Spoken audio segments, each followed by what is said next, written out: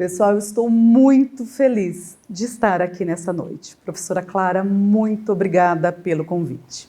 Na sua pessoa, eu cumprimento todos os professores que também estão aqui presentes e a minha colega, a doutora Ana Carolina, também.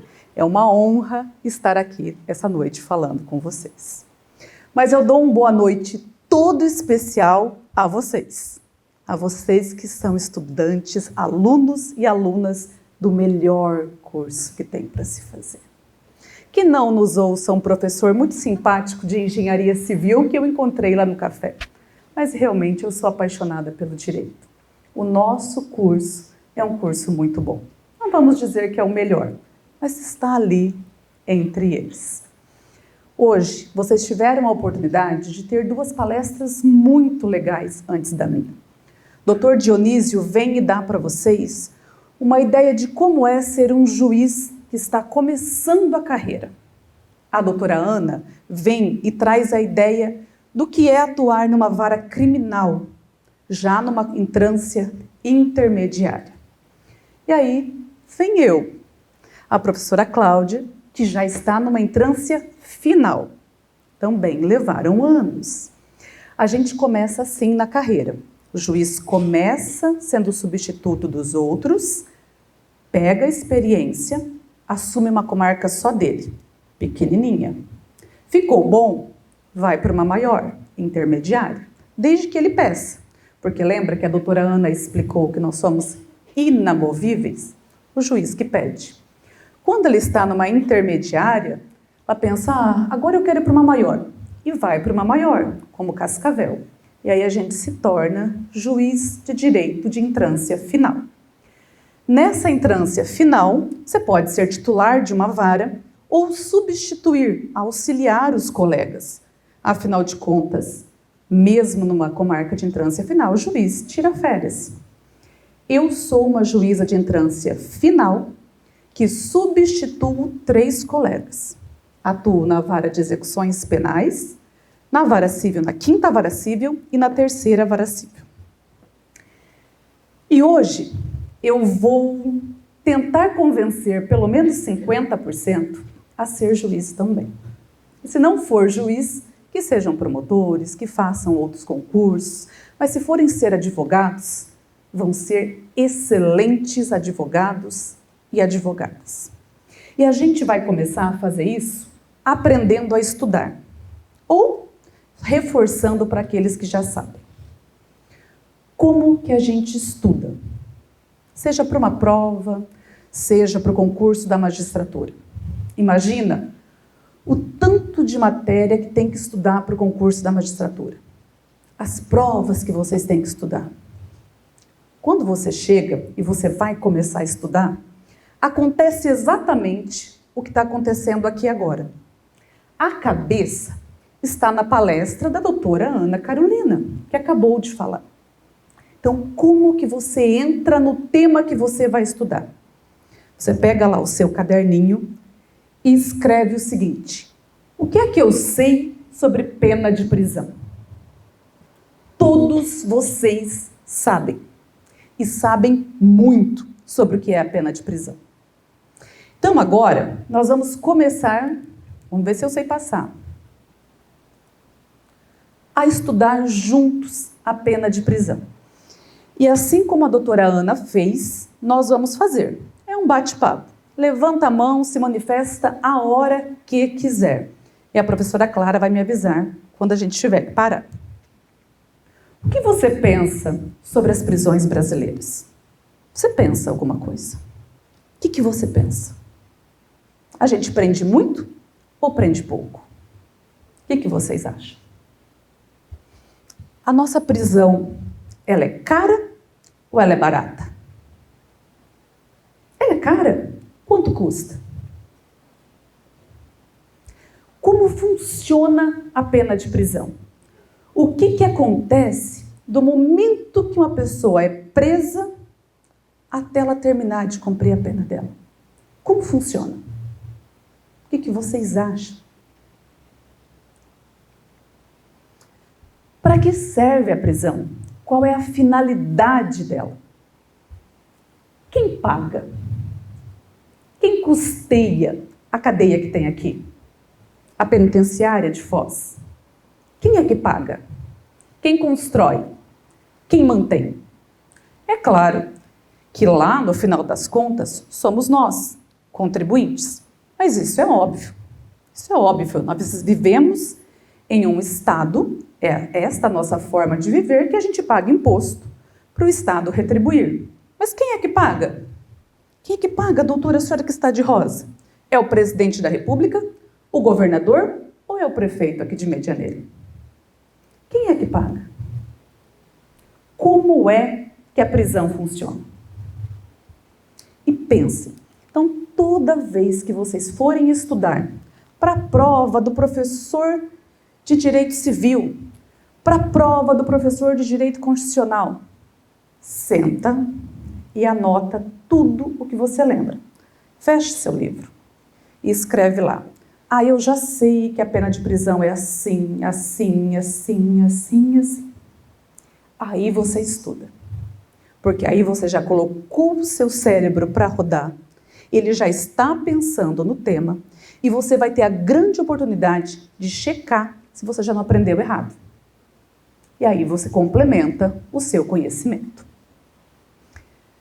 Pensaram? Estão pensando um pouco sobre prisão? Prisão é muito legal.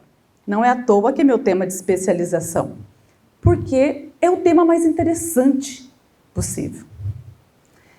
Para mim, imagina fecharmos as portas, tirarmos todos os celulares e estão presos. É assim que a prisão funciona. Ninguém chega para você e fala assim, Maria, eu vou te prender, tá? Então se prepara. Pega um agasalho, um travesseirinho que a gente vai para a cadeia. Não, não é assim que funciona. Se a gente fosse ser preso, seríamos presos assim. E aí? Como é que vai ao banheiro? Onde vocês vão dormir? Prendi, estão todo mundo preso. Eu não posso, mas a doutora Ana Carolina pode, cuidado. A comarca não é minha. O que vai acontecer depois que vocês estiverem presos? Aqui, está todo mundo preso. Onde é que vocês vão dormir? E comer? O que nós vamos comer, já que nós estamos todos presos? Tem gente aqui que toma remédio. Não trouxe. E aí? Como é que vai funcionar? E se alguém passar mal? O que vai acontecer? É por aí que a gente começa a estudar a prisão, entendendo o tamanho da complexidade de prender um ser humano. E para isso, vamos começar pensando no círculo da segurança pública. Vamos iniciar ali, pela cena de um crime. Então tem um cidadão em liberdade, uma pessoa comum, e um crime é cometido. Foi cometido esse crime. Quem é que prende ele? Qualquer uma das polícias podem prender, mas em geral, aqui para nós, quem prende é a polícia militar. Ela prende essa pessoa e leva para onde? Ela entrega para a polícia civil, porque a autoridade policial que tem que receber o preso é o delegado. Ok. Chegou lá na polícia civil, ocorre uma investigação. A polícia civil é quem investiga. Investiga e traz todas as provas para o Poder Judiciário. O Ministério Público acusa, tem um advogado, uma advogada que faz uma defesa e um juiz que julga. Condenou o cidadão. Para onde ele vai? Para a penitenciária. E aí ele começa a cumprir a pena de prisão dele. Terminou. E ele sai. E para onde é que ele sai? Ele sai para começar o ciclo de novo, ou ele sai uma pessoa preparada para colaborar com a sociedade em liberdade? Como é que ele sai? Imagina que eu proponho a vocês que nós vamos ser empreendedores. Vamos fazer um negócio comigo? Eu quero montar um negócio. Quer montar um negócio comigo, professora Clara? Só que o nosso negócio está dando mais ou menos 70% de prejuízo. O que a senhora acha? É mais ou menos assim que funciona o negócio da prisão no Brasil. As pessoas presas, cerca de 70%, retornam para a criminalidade. Algo não está funcionando direito, não é? Lembra que a gente fez o exercício que todo mundo aqui estava preso, inclusive eu? E eu já sabia que eu ia ficar presa, eu trouxe meu remédio. Então estava mais fácil. Em que implica prender uma pessoa?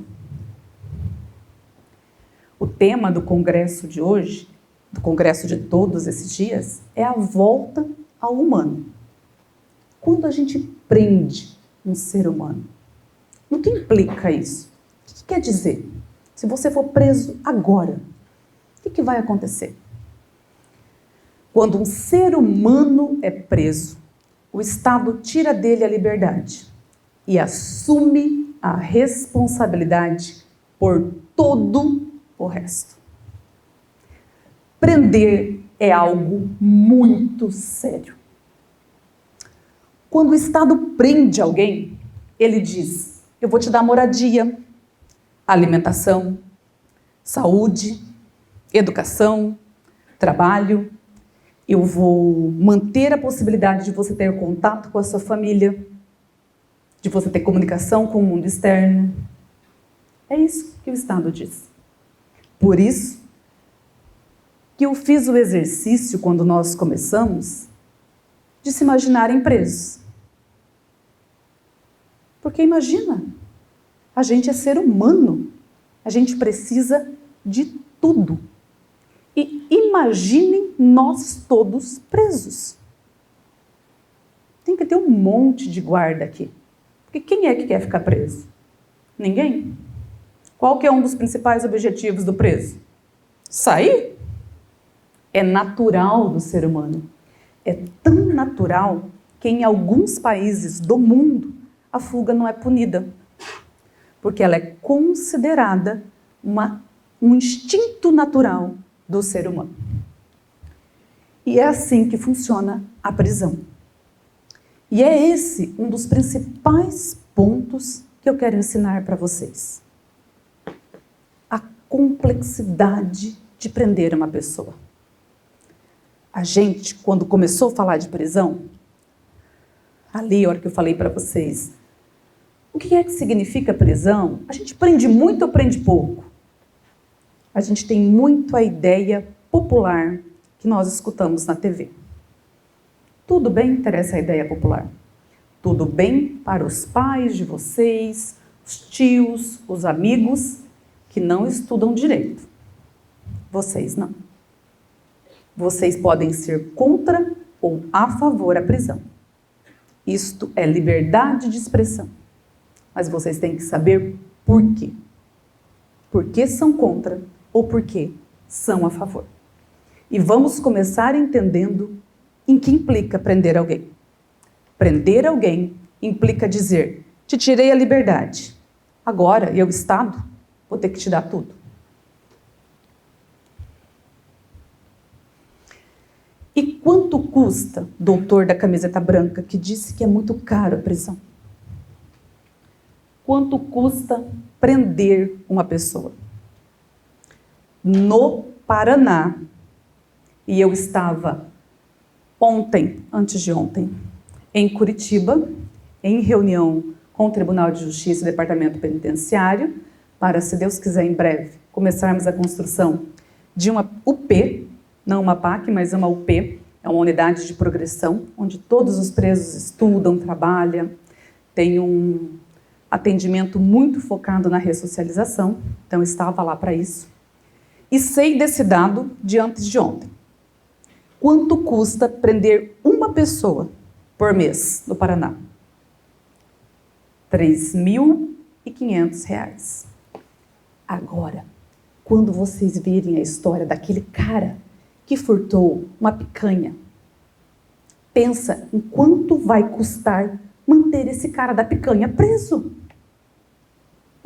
Vocês são estudantes de direito. Vocês estão aqui para pensar. Vocês não são mais pessoas leigas. Pensar é o que vai fazer a diferença na vida de vocês. Doutora Ana disse que fez inspeção na prisão, na cadeia aqui hoje. Quantos presos tem aqui em Medianeira hoje, mais ou menos? 72. Quem é bom de conta? Vamos descobrir quanto Medianeira está gastando por mês? 72 vezes 3.500.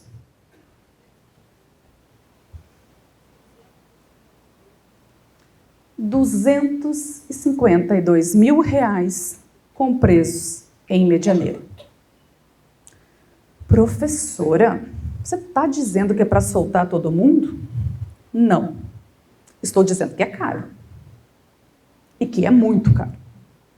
É isso que eu estou dizendo. Se você, que eu vejo no rosto, defende que tem que aumentar, não tem problema.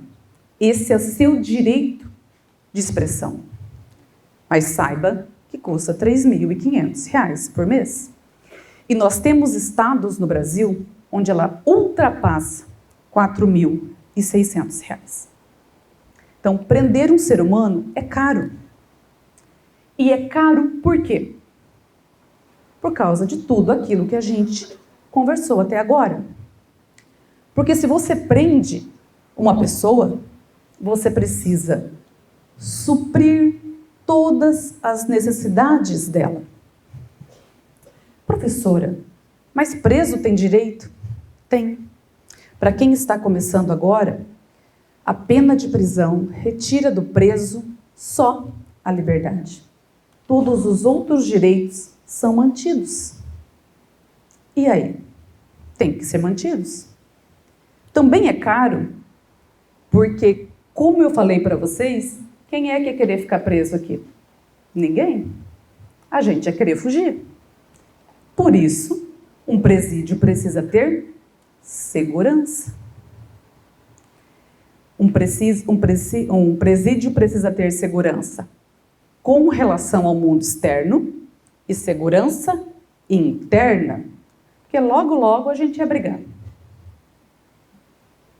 Então, se gasta com segurança. Além disso, a pena de prisão no Brasil tem como função ressocializar. Fazer com que aquela flechinha lá do nosso ciclo seja voltando para a sociedade e não mantendo o circuito da violência. Opa! E aí?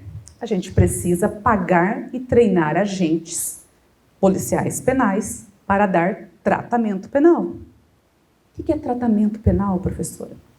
Tratamento penal é encaminhar para a educação, para trabalho, para assistência social, atender às necessidades, fazer documentos básicos de identificação civil que a maioria da população presa não tem. É tudo isso. Tudo o que não é segurança é tratamento penal. E tudo isso precisa do quê? Enquanto não criarem um robozinho de pessoas. E aí, olha que legal que é estudar. Pessoas entram no limite de gastos públicos. Por que eu estou dizendo isso para vocês? Porque agora a gente vai entender uma coisa que, se só esse ponto vocês entenderem, eu vou ser uma professora muito feliz. Que a coisa mais legal é que vocês saibam de qual político exigir o quê. Quem constrói um presídio? Quem custeia a construção de um presídio? Vocês já ouviram falar em mutirão carcerário, professor? Já. Sabe o que acontece no mutirão carcerário? A cadeia lota, a penitenciária, a situação está extrema, o tribunal dá uma ordem para nós, ordem, porque a gente, como juiz, teve uma professora loirinha que estava aqui que falou do glamour, A gente tem glamour, eu também acho que é bonito ser juiz, acho a coisa mais linda do mundo. Mas a gente tem chefe. O tribunal manda e a gente faz um mutirão carcerário. Ele dá as regras e normalmente diz assim, de um modo bem simples. Doutora Ana, solta os que estão mais perto de progredir. Porque não dá. A cadeia vai explodir. Então solta. De quem que é a culpa? Da doutora Ana? Porque teve um mutirão carcerário? Por que não tem número de vagas suficientes para prender quem tem que ser preso? Quem é o responsável? O presidente? O Bolsonaro? Ou o Lula agora? O nosso governador? Ou é o prefeito aqui de Medianeira? Legal saber disso, né? Muito legal. Funciona assim. Tem um bolão, mas um bolão de dinheiro numa coisa chamada Fundo Penitenciário Federal. Mas ele tem muito dinheiro. Esse Fundo Penitenciário Federal distribui dinheiro para os fundos penitenciários estaduais. Então, lá, o executivo, representado pelo nosso presidente, é o dono desse dinheirão. Ele distribui para os fundos estaduais, nosso governador. Esse dinheiro vem, parte dele pode ser construção, parte dele manutenção. E o problema de falta de vagas não está na construção, está na manutenção. O prédio, aqui onde vocês estudam, é muito bonito. E ele seria só bonito se não tivessem os professores. A alma deste prédio são os professores. O que vai fazer a diferença para uma pena de prisão?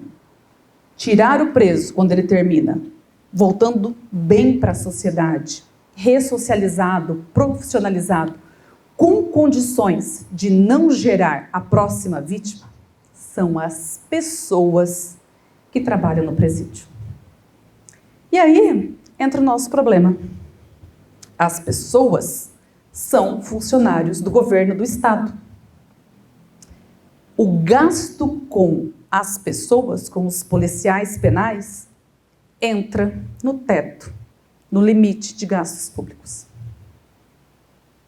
Então, quando não se constrói mais presídio, não é por falta de dinheiro para construir.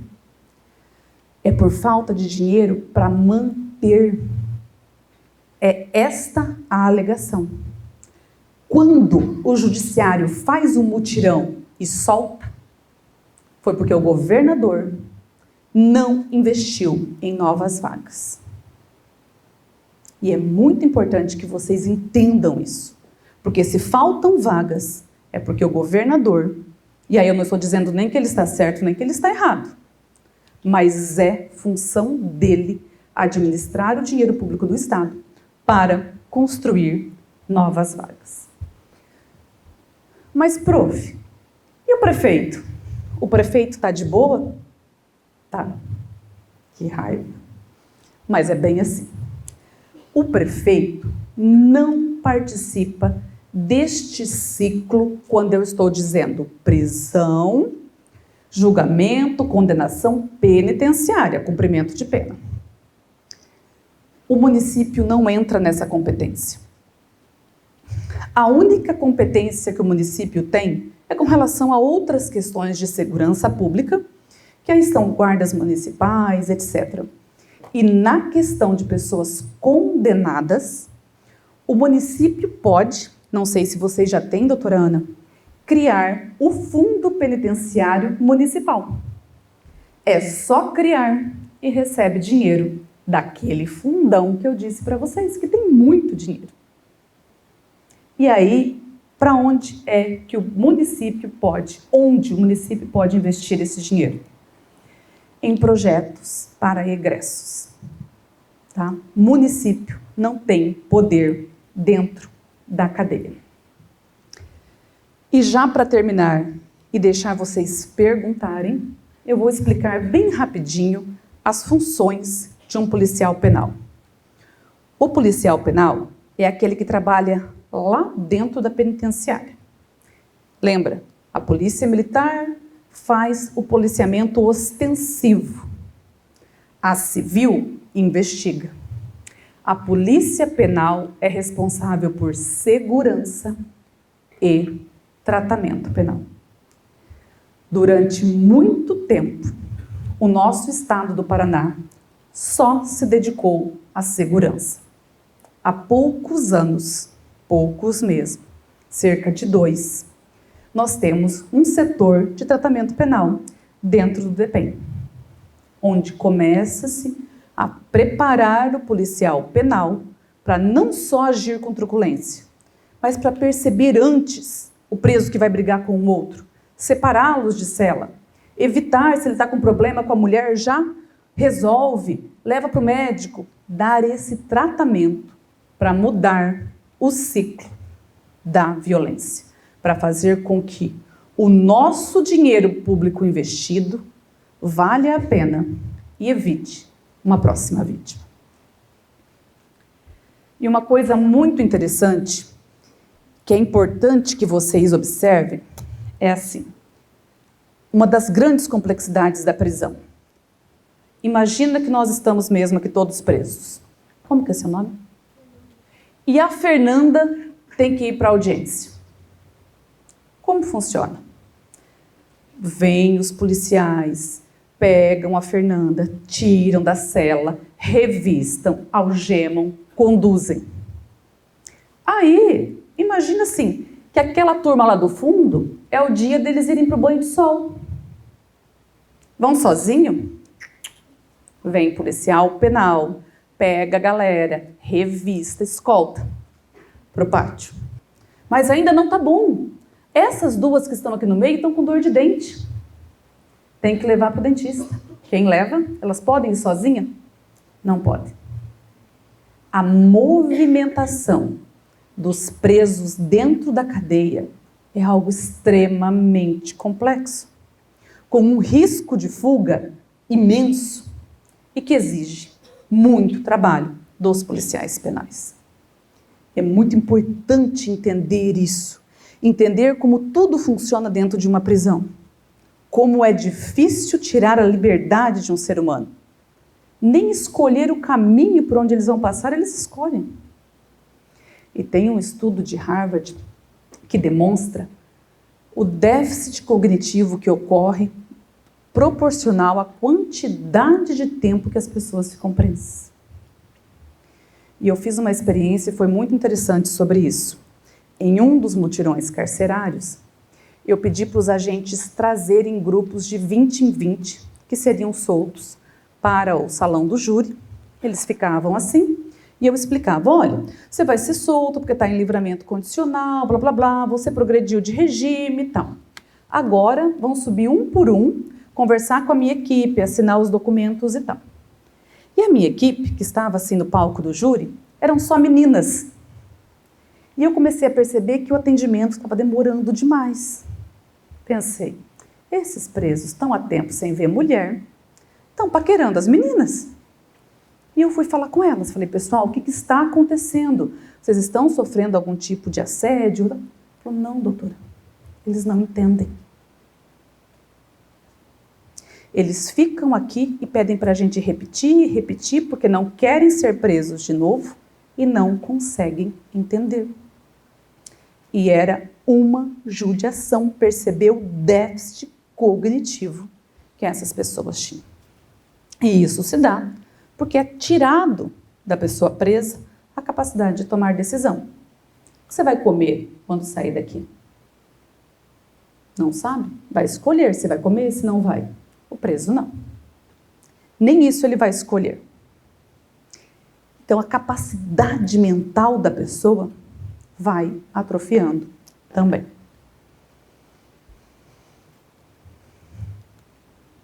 E eu disse tudo isso para levá-los a pensar exatamente em algo que a doutora Ana falou ali no final da fala dela, que o direito penal é a última ratio. Então, se vocês estiverem brigando lá em casa por causa de um moletom que a irmã pegou, não vai para o direito penal. Tem que acontecer algo mais grave para ser albergado pelo direito penal. E quando é que uma pena de prisão ela vai ser justa? Ela vai poder ser considerada justa? Quando ela for aplicada como última ratio e cumprida respeitando os direitos de quem está preso e visando com que ele saia do sistema penitenciário ressocializado, pronto a integrar a sociedade livre, porque ele já integra a sociedade. Integrar a sociedade livre, colaborando e evitando que próximas vítimas aconteçam. É isso, pessoal. Agora eu deixo aberto para vocês perguntarem o que quiserem e eu não tenho problema nenhum com quem pensa diferente. Fiquem bem à vontade. Boa noite, professora. Me chamo Fernanda, como eu tinha dito.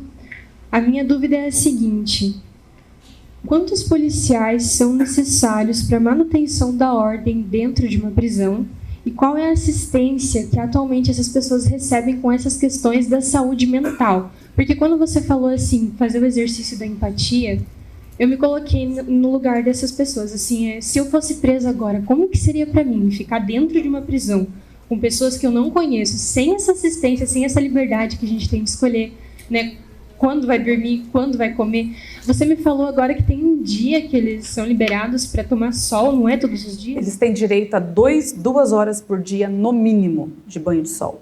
2 horas por dia. Aí imagina a PEC de Cascavel. 1.000 presos.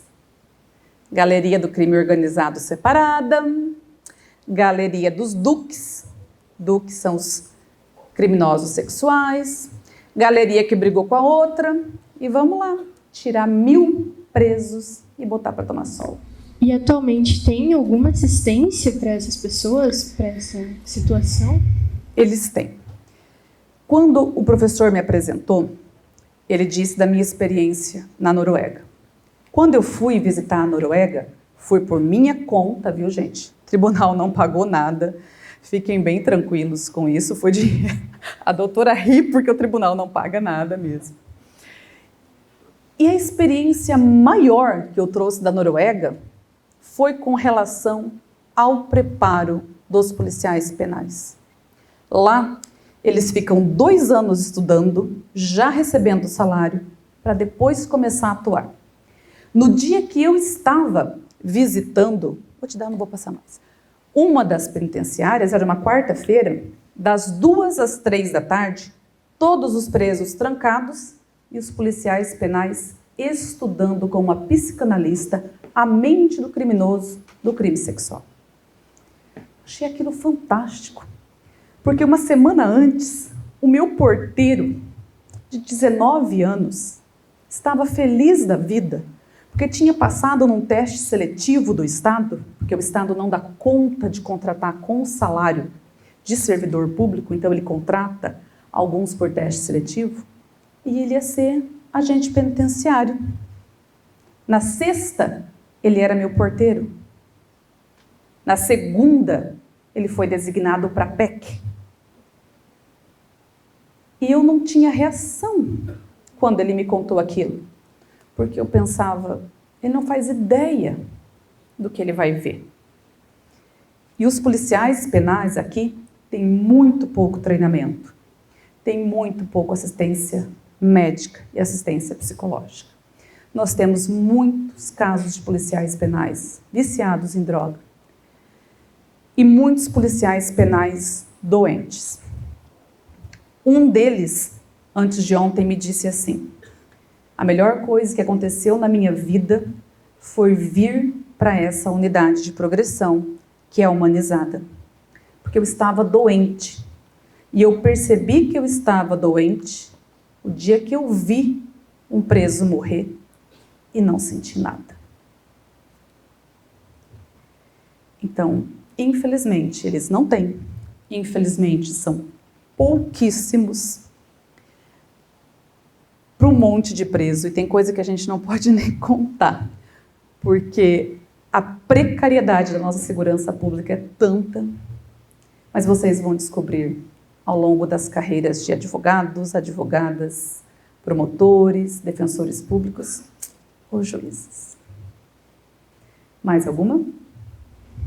A questão do número de policiais que é preciso para... Existe uma normativa. Se eu não me engano, a normativa do CNPCP, Conselho Nacional de Políticas Penitenciárias e Criminais, é o conselhão que dita até as regras que vai ter de arquitetura. Porque não dá para colocar tomada, não dá para fazer isso, não dá para fazer aquilo. Esse conselho diz que é 5 presos para 1 policial penal. Para nós, gente, isso é risível. Tá? Nós não temos isso, não existe. E eu não vou te dizer qual é a proporção que nós temos por uma questão de segurança. Boa noite, excelência. Meu nome é Lucas, eu sou acadêmico do primeiro período de Direito. E a minha dúvida é um pouco específica e um pouco fora do assunto do Congresso. No dia 11 de outubro de 1992, houve um massacre do Carandiru, onde 111 detentos foram cruelmente assassinados e, na sua grande maioria, eram réu primário. E eu queria perguntar para a senhora qual que é a sua opinião e o que a senhora acredita que aconteceu a chegar a tal ponto. Tem um artigo escrito sobre isso que está no site do Justapena. Tá? Se alguém tiver interesse, eu acho que ele está em espanhol, mas deve ter a versão em português também. O massacre do Carandiru é um dos grandes berços, dos grandes motivos que fizeram o nosso crime organizado hoje ser tão forte e tão organizado. O massacre do Carandiru, na minha opinião, ocorreu por despreparo. Porque os agentes invadiram, a polícia invadiu, porque recebeu uma ordem. Isso é bem legal de entender também. Existem pessoas que mandam na polícia.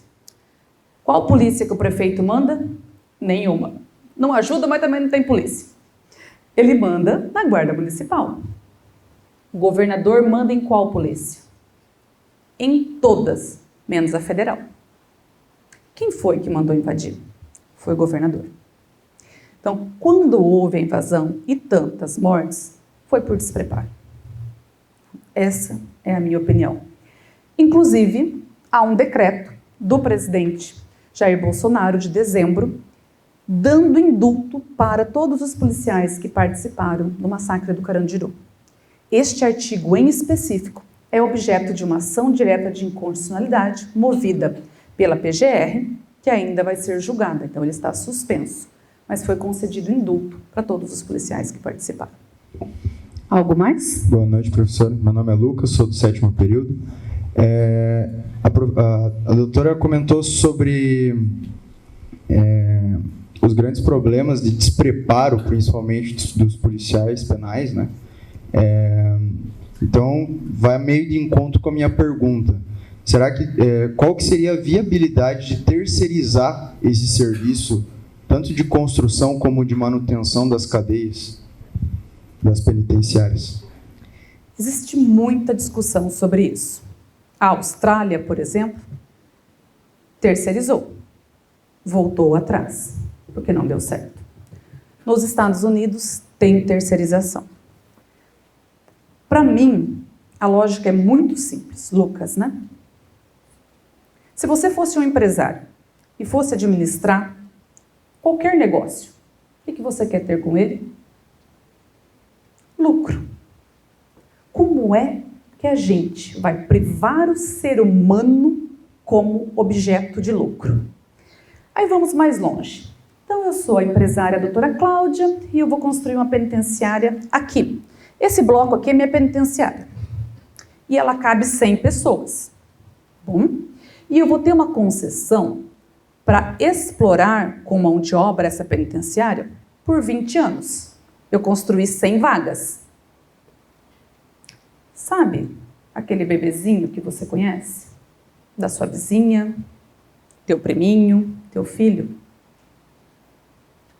algo 100 deles, daqui 20 anos tem que estar aqui. Porque eu preciso deles. Eu preciso ter lucro. Como é que isso vai funcionar? Se eu, como empresário, estiver ganhando por cabeça, eu quero dizer que, daqui 20 anos, o número de prisão e de crime tem que ser mantido. A não ser que seja desenvolvida uma política que, a cada ressocialização, o empresário continue ganhando. Mas eu ainda não vi projetos assim. O projeto que existe no Paraná é: construa e ganhe o direito de explorar por 20, 30 anos. Se você tem o direito de explorar uma cadeia com 500 vagas por 20 anos, eu garanti para esta cidade que vão continuar ocorrendo crimes suficientes para enchê-la. Esse é meu ponto de vista.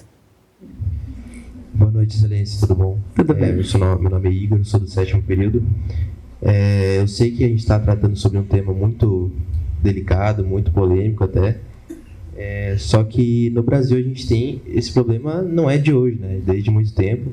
A criminalidade não tem tendência de decair, né? Infelizmente. E a minha pergunta seria com relação a uma solução entendida pela senhora com relação à superlotação. Qual seria uma solução mais viável nos tempos de hoje para tentar resolver esses problemas de superlotação nas cadeias? Eu já pensei muito, faz 16 anos que eu sou juíza. Já tentei atuar de todas as formas. Hoje, eu dou aula para advogados e advogadas especialistas em defender quem está preso, para garantir que eles tenham os direitos cumpridos. Eu acho que a maior solução é educar vocês. São vocês que vão mudar o mundo. Quero deixar registrado na memória de vocês o dia de hoje. Daqui poucos anos, vários vão ser advogados e advogadas, defensores públicos, promotores, promotoras, juízes e juízas. Vocês vão estar mudando o mundo. Eu acredito que a única forma de melhorar é quando a gente pegar o ciclo e ele deixar de ser um ciclo. Se eu continuar prendendo aos montes, tratando sem critério, gastando muito dinheiro público e preparando essas pessoas para serem soldados do crime organizado, a gente não consegue evitar a próxima vítima.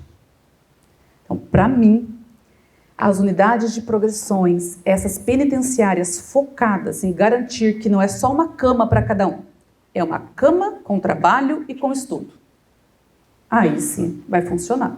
Afinal de contas, nós trabalhamos e estudamos se quisermos ter uma vida digna. Por que o preso não pode trabalhar e estudar? Isso faz parte da dignidade.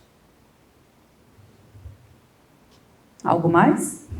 Pessoal? Professora, a senhora falou da superlotação. Hoje no Brasil, 66% dos crimes não são resolvidos. Então, eles vão à punição já para superlotar os presídios.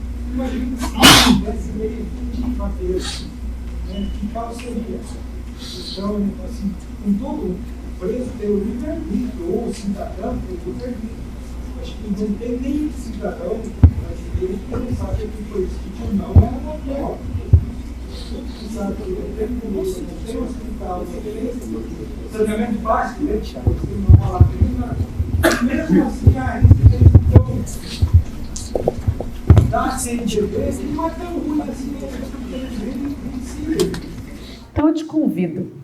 Como é seu nome? Paulo, você é meu convidado para o dia que você quiser ir comigo visitar a cadeia pública de Cascavel. Eu faço nervoso. Não quero. Agora eu que Eu entendo você. alguém pegar ela na rua, vou prender ela, vou falar. Paulo, você perderia sua liberdade? Não quero perder. Mas para eu perder a liberdade, o que eu tenho que fazer? Será que você já não fez? Transgredir? Não. Opa, opa, opa! Opa, opa, opa! Não. Deixem o Paulo falar. Que crime para para estar na condição de eu estar preso. Uhum. Aham. Não, senhor. Não, senhor. Eu tenho BTV. Eu pago ela, eu não sei, eu comprei. Aí ela tem um canal. Eu ia te perguntar exatamente isso. O mais family dele, que eu mais assisto, a cada 2 anos eu tenho que renovar. Então eu tenho que pagar por isso. Eu tenho Netflix que eu pago também. Os 2 eu pago. Aham. Agora, alguém me preso por assistir Netflix? Qual é o preço da Netflix? O custo mensal? R$27. Sabe quantas pessoas são presas por furto? Que vale muito menos? Muitas. Quantos empresários sonegadores de impostos são presos? É verdade. André do Rep foi liberado agora, um dos mais traficantes do Brasil. Condenado a 15 anos. Foi liberado, foi devolvido o helicóptero que estava a serviço da Polícia de São Paulo. Foi devolvido a... Quem é que foi liberado? Por que ele foi liberado, Paulo? Porque a maneira que foi conduzido a prisão dele foi arbitrária. Uhum. Ele solto, ou ele preso, não é a mesma coisa, né? Ele comanda o tráfico. Se ele está preso, eu não comando o tráfico. Eu também não tenho. Eu não sei quem é o André do Rep. Mas, Paulo, o que você acha da prisão de 8 de janeiro? Isso. Teve um processo legal.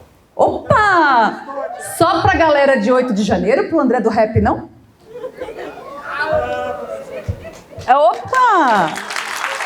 Não.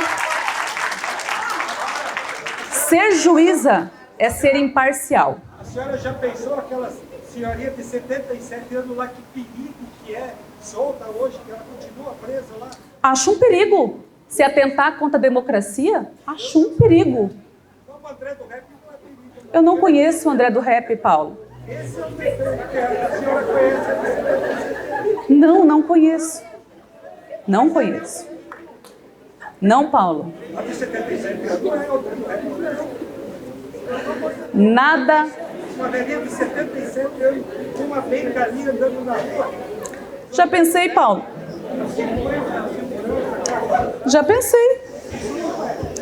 Paulo. É? Não tem problema. Eu não tenho nada que te desculpar. Você não quer aprender. Você quer defender o seu posicionamento e eu o respeito. Agora, se você é um dos estudantes e eu não sei se é, se você é, você precisa entender que a lei que eu e a doutora Ana aplicamos para o André do Rep, nós aplicamos para a velhinha de 70 anos. A lei, Paulo. E se você é um estudante de direito, você tem que entender isso. Que a lei serve para todos. Nós não podemos gritar contra a lei quando ela nos atinge e a favor dela para prejudicar quem está precisando mais.